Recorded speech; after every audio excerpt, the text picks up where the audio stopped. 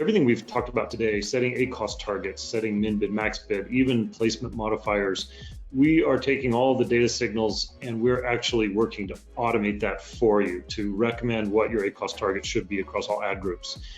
And so really when I said you should be using the data to look for the sweet spot on your ACoS target where you really get a big volume pickup, but you still have good ROAS, good efficiency, we're going to do that automatically for you. And we're going to look across the full portfolio of your products, your campaigns, and we're going to automatically recommend how to allocate that spend out across the board. What does the future of AI-based advertising look like? How can you use AI-based tools to drastically improve performance on both Amazon, Walmart, and beyond? How does AI-based bid automation work? What should your ACoS be in your ads? What about min and max bids? Today, we're joined by two brilliant minds to help you understand the answers to all these questions and so much more, focusing on the subject of artificial intelligence within e-commerce, Amazon, Walmart, and beyond. And this conversation gives you a digestible view into how AI can be leveraged in your day-to-day e-commerce tasks. So there's a lot here, there's a lot to learn, and these two are two of the top brilliant minds to be talking about this. Let's jump in and let's hear what they have to say.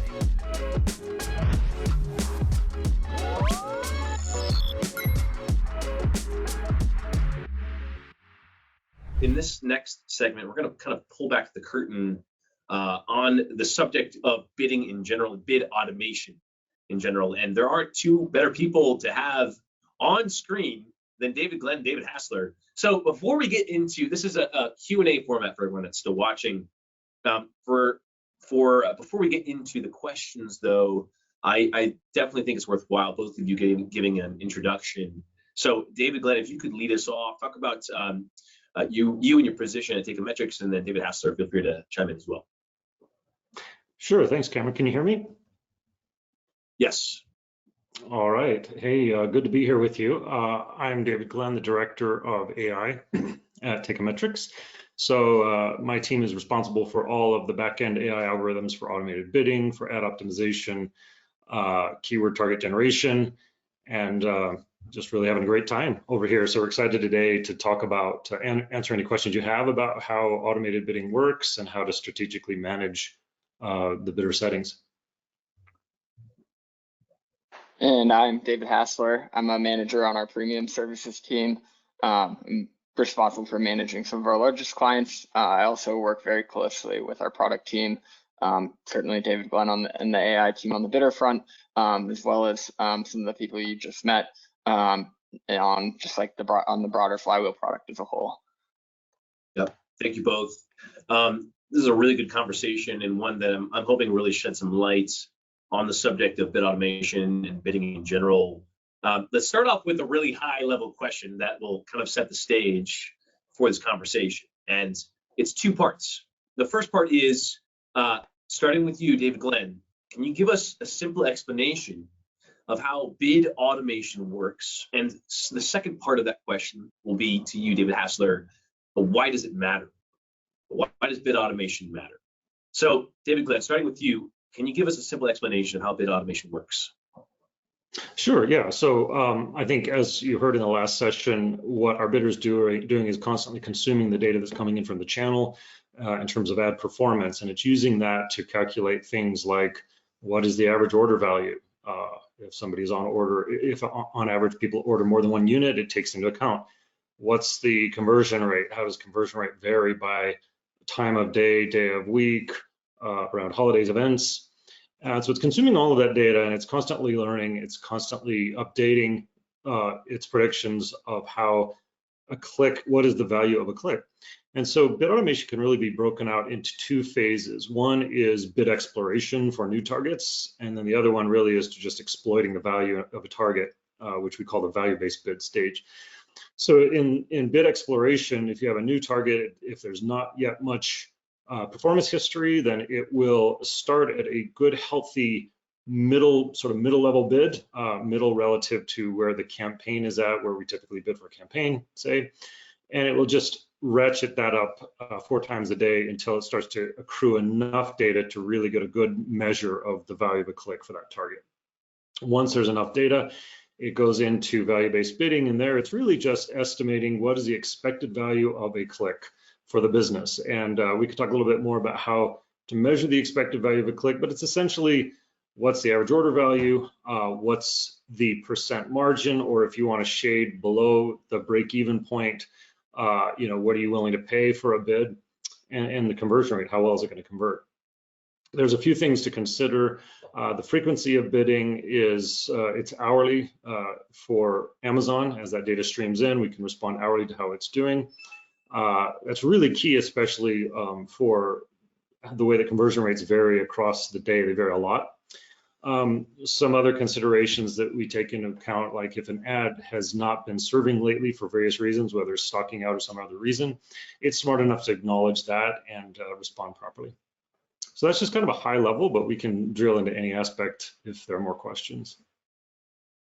Sure. Yeah, I expect us to drill down a little bit deeper. Before we do that, though, David Hassler, let's answer that question of why. So why is bid automation so important? Why does it matter? Yeah, so I think the why is probably best answered for me when I think back to when I first started running Amazon ads. About 5 years ago, technology in this space was very, very nascent, arguably non-existent. There were a few integrators, and they certainly had the tech stacks available, usually on the backs of Google, for example. But at that moment in time, a lot of what we did was severely limited from a targeting perspective. Humans were responsible for changing every lever, and one of the most important levers to achieve the outcomes that the brands that we work with want is bidding. And when you're trying to manage 2,500, 200 targets, well, at a certain point, it's just not scalable to manage that manually. Bulk sheets did become an option, or were an option, but even then it's not intelligent to the point that we were hoping for. Enter automated bidding and just the constant improvement to the algorithms. David mentioned a ton of different signals. Quite frankly, there are signals that, even though I recognize the importance of them, and we can kind of break down them into distinct pieces, I could never capture all of those on a recurring basis at the frequency that we want. And that's really the power of automation and algorithmic bidding to me. So it's just absolutely essential for us to deliver performance and execute at scale. It allows us to be a lot more granular with our structure. It allows us to do just more, be more advanced in the strategies that we're implementing. David, Glenn, any concise thoughts on why before we dive deeper into some strategies here? I mean, it really is just, it's both scale and effectiveness. Right now, our bidder is calculating about 44,000 bids per minute across all of our customers. It's just, you need automation, but then also it's accuracy. Being really able to accurately predict the value of a click. It's not an easy thing to do. No one's going to sit around and analyze that. So it's just absolutely necessary at this point. Well, let's go deeper then. Let's talk about ACoS targets, and then let's touch on min bid, max bid after that. So, Hassler, this is for you first, and then David, Glenn, I'll open the door to you after to give any input and insight here. But talking about ACoS targets, there are a lot of people that perhaps don't understand the concept of them that well, and or also that have trouble figuring out what ACoS targets they should be setting for certain products, certain campaigns, et cetera. So, when on the subject of ACoS targets specifically, how would you recommend people set those? Yeah, so first of all, I think, we've talked about the machine aspect, the technology aspect. The ACoS target is really the human input. It's what allows the machine to deliver results that align with the goals that you have set forth for your program or for your business. So, what goes into setting those ACoS targets, and what do we typically think about when approaching that problem for the client or the brands that we're working with? A lot of it comes down to the goals that we're setting. What is your overall ACoS? What are your TACoS goals, for example? And from there, we can break it down a little bit further and think about things like margins. At the end of the day, we're trying to grow your business. So for us to be setting ACoS targets that exceed your break-even ACoS or the efficiency metrics for that particular product or product line, we'd be doing a disservice for you. So the best and easiest place to start is, what is my break-even ACoS target? And then you work back from there and you say, well, what is the return that I'm ultimately looking for on that product or product line? Secondarily, I think a lot of it comes down to what is the perceived value of that traffic or the strategy that you're going for. If you're a part of some of the sessions tomorrow, especially the Q&A, we talked quite a bit about brand versus non-brand traffic, competitor versus generic traffic. They all carry inherently different values. Brand is also going to perform differently from non-brand, and we want to be able to effectively capture that in those ACoS targets. So typically that brand target, we want to be winning, we want to be protecting ourselves, but we don't want to be spending, the exorbitant rates that we may be willing to go out and acquire new customers. A lot of it's going to come naturally. We just want to make sure we're surfacing. So you usually can have a lower ACoS target on the brand side because the conversion rate, AOV, or the conversion rate in particular, is generally going to be higher. On the non-brand side, with competitor and generic, those are typically perceived as more incremental opportunities. And with that comes more competition, but the ability to really grow and scale your business. We see those as more incremental, therefore we're typically willing to value them higher. And inherently that means setting relatively higher ACoS targets. It could be 5%, it could be 10%. I mean, it's going to vary dramatically based on the business, the category that you're operating within. But those are a couple of the key levers that we think about as we're going in and setting those ACoS targets. I also think it's important to be grounded in kind of what your current reality is, right? For you to sit there and for when we start working with a client, a lot of the question is, where are you today? You're at 40% ACoS, for example. Well, going in and setting a 25% ACoS, something drastically lower, is not going to be in the best interest of your account, at least not immediately.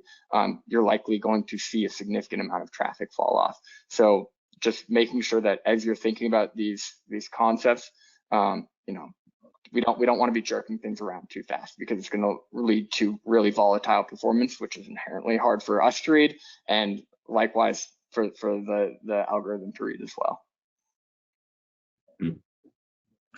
There's a lot there. Brand versus competitor. David, you mentioned at the very beginning kind of this being the human element in the part of the machine. I think that's really interesting. David, Glenn, do you have anything to add when it comes to the subject of ACoS targeting? Yeah, I mean, one thing to think about is, Amazon and Walmart both do a second price, what they call a second price auction. And in a second price auction, it's called a truth-telling auction. So you should bid what the click is worth to you. So in theory, what people would be doing is they would say, well, if after paying all my fees and everything, if my gross margins are 25%, then my advertising cost of sales should be 25%. The problem with that is that neither of these auctions really are second price auctions. You're not bidding for one thing, you're bidding for 3 or 5 or however many placements you could possibly get. So what happens in a market when you're in a generalized second price auction is people start to shade their bids. Nobody's going to bid their break-even ACoS, right? So what happens, the question is, how much should I shade?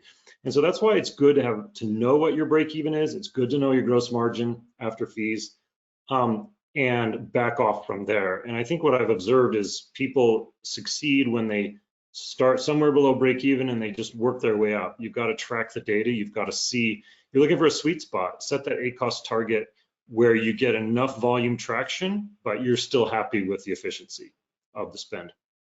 And so it really requires a lot of data. It requires paying attention, and all of the strategies that David Hassler spoke about obviously are necessary.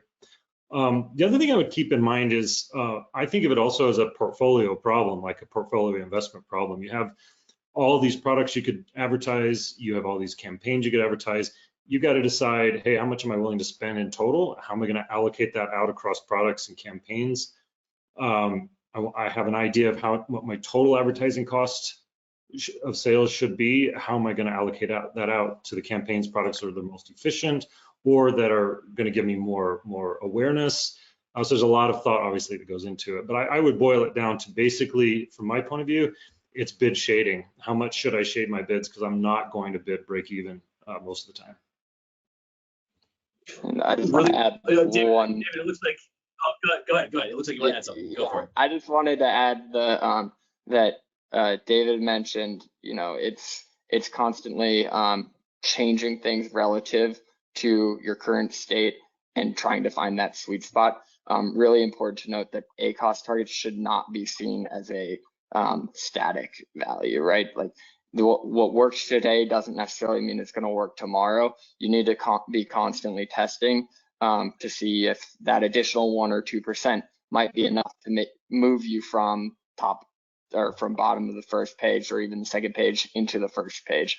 So always be willing to, check on what the performance is today. Is it meeting your goals? And be willing to shade it up or down accordingly to make sure that you're continuing to kind of push the limits of, again, your current advertising strategy. Let's talk about min bid, max bid, and Hassler, you can keep on going. I'll lead on you with this first, but perhaps first you can help, just so we're all on the same page, define what min bid, max bid is, like what we're talking about when we use that term. And the real question here is, how should I set them? So what is min bid, max bid, and how should people be setting those? Yeah, so the min bid and max bid are constraints within our system. Again, we've talked about how the algorithm is ultimately calculating the value of the click and spitting out a bid. It's the max CPC that you're willing to pay. Well, there are edge cases that come within that set of rules, and as a result, we want to add that sort of human oversight to say, like, here is the minimum bid that either I'm willing to pay or more likely that the channel is willing to accept.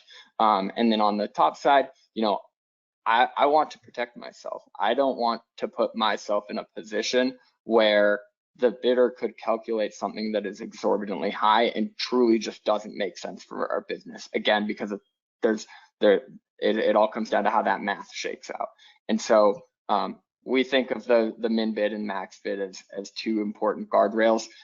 Realistically, that max bid is probably the more important guardrail, just to protect us against potential downside associated with really high bids. It's not to say it's common, but it can happen, again, based on how the numbers ultimately shake out. Why is that important? I think at the end of the day, we want these to be guardrails. We don't want them to prevent us from doing ultimately what the bidder wants to do, though, right? So if the bidder is saying that, we would push a $1 bid here, and then your max bid, for example, is at $150. Well, now you've got us. You're in a position where you're overpaying as a result. So in that case, you'd want to relax your min bid to a point where we can, at the very least, push that value-based bid, but more likely push something, like have some flexibility below it. Likewise, on the top side, I think, if the bidder is saying, we're calculating that your bid should be $5 based on the inputs and the performance associated with it, but your max bid is only at $3. Well, you're missing out on opportunity that the bidder perceives as otherwise valuable. There might be a lot more scale, or more importantly, better positions and ranking on those pages. And in that case, again, you'd want to push that max bid up above, the highest calculated bid within that ad group, and ideally, again, to have some leverage or some leeway, so that if that value does change up or down, you're sticking kind of within those bounds. I know that's a little technical, and maybe hard to follow without some visuals, but yeah, they're guardrails to protect you against for a downside. the potential risk associated with it, and you don't want them to prevent you from, ultimately pushing those value-based bids that are going to ensure you're delivering performance in line with your goals.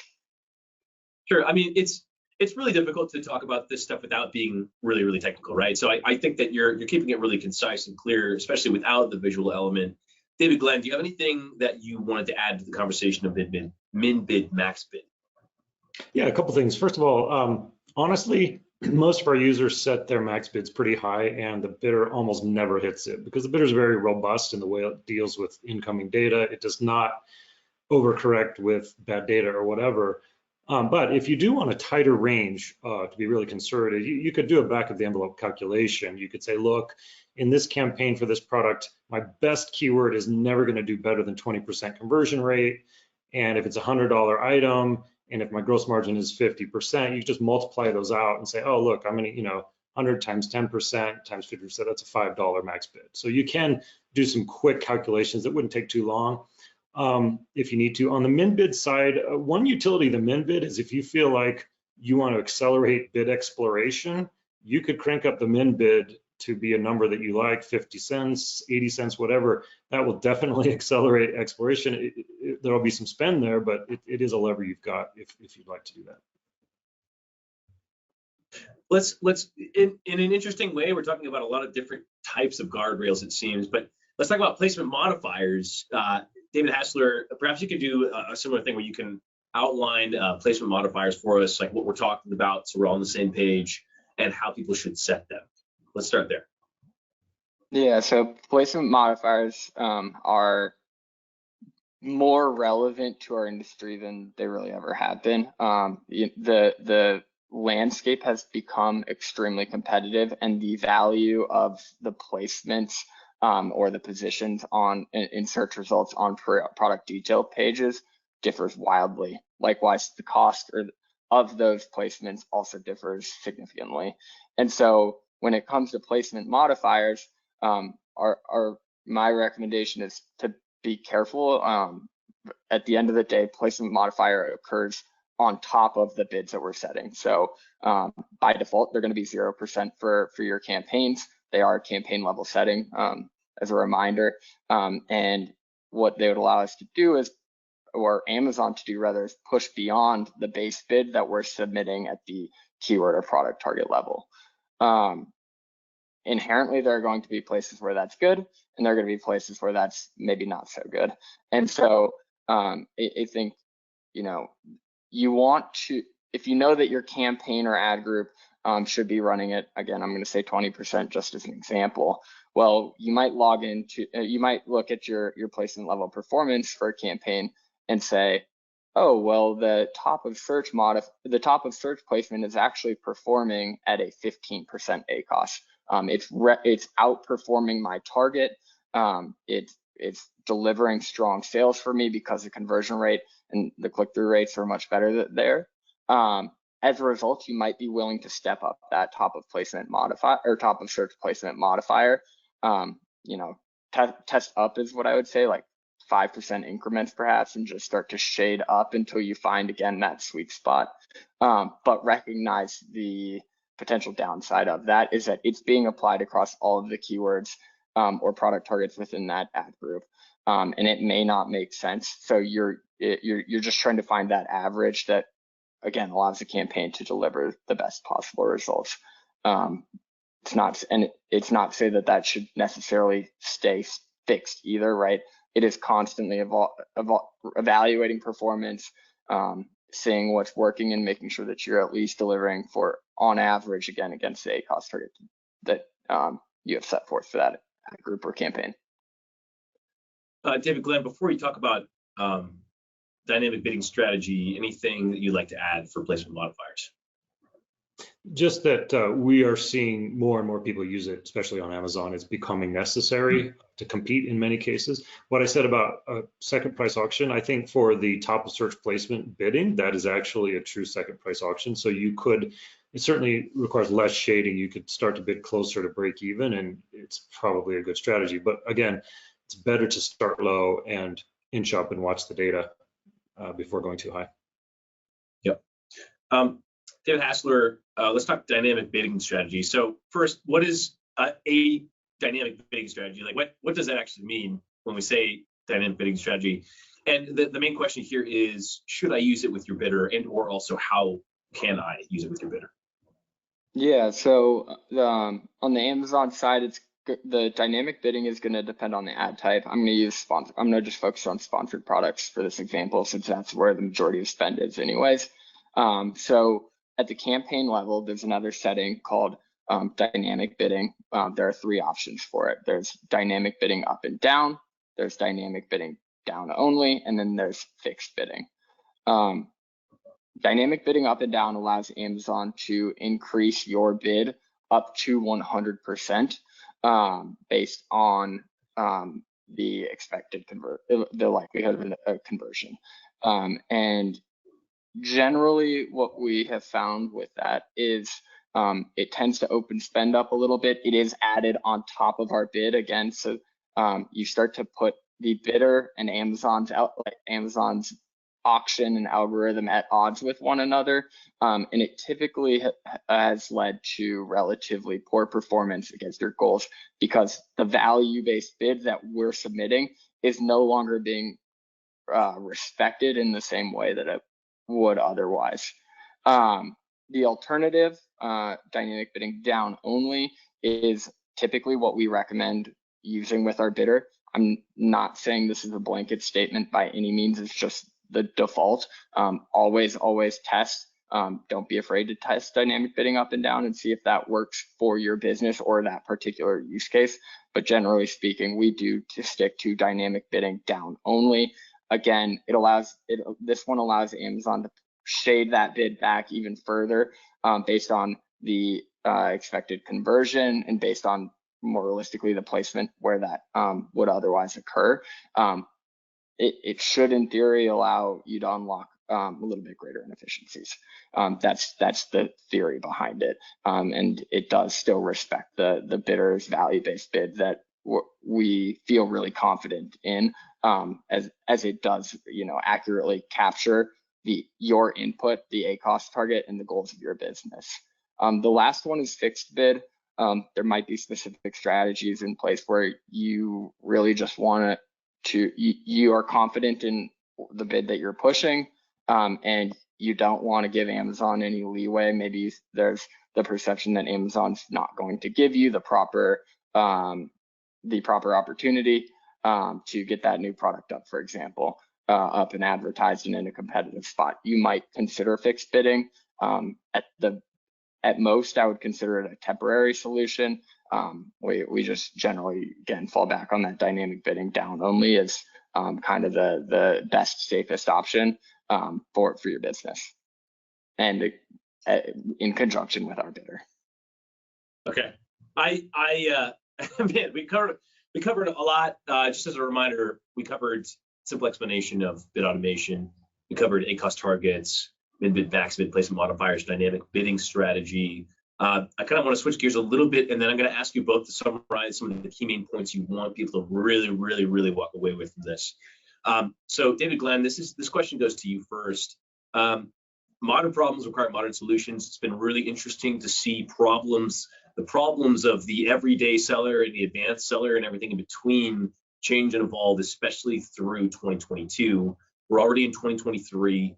The main question is how is Teikametrics innovating? What do we have plans for solving some of these really big problems that sellers are facing?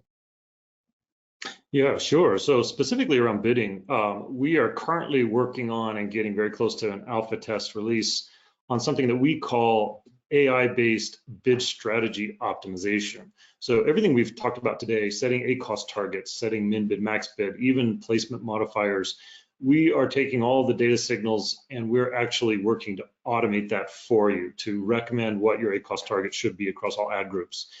And so really when I said you should be using the data to look for the sweet spot on your ACoS target where you really get a big volume pickup, but you still have good ROAS, good efficiency, we're going to do that automatically for you. And we're going to look across the full portfolio of your products, your campaigns, and we're going to automatically recommend how to allocate that spend out across the board. Our immediate goal is to help agencies and our managed services analysts to be more efficient at their jobs. We think we can drive it even further to even make their performance more optimal. And ultimately, our big goal is to help even self-serve users just do this on their own in a more expert way, so that they can optimize their bid strategy. So more on that to come. We're David, expecting a big release this year. Okay, sorry. So, okay. Yeah, I wasn't sure if was there anything else that you wanted to add in terms of innovation? I didn't mean to cut you off. That's the main one. Okay, Hassler, then I'll let's do some closing remarks here, because again, we've covered so much. This session specifically is really worth people going back and watching over.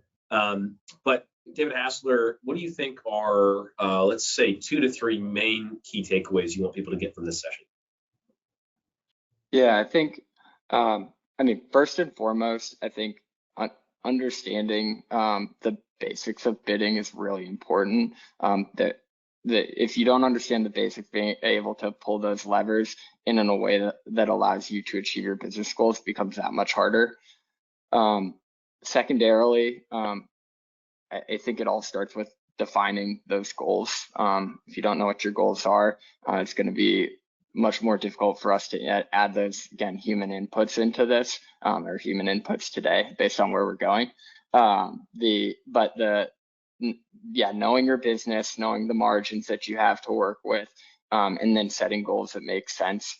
Highly recommend. And last but not least, I truly believe that I wouldn't be able to do my day job in the way that I can today without the automated bidding component of our tool. And so it really truly does allow us to deliver a lot more sophisticated strategies for the advertisers that we work with. So highly recommend leaning into AI-based bidding if you haven't already. Certainly treat it as a testing opportunity, but could not do the work that we do without it.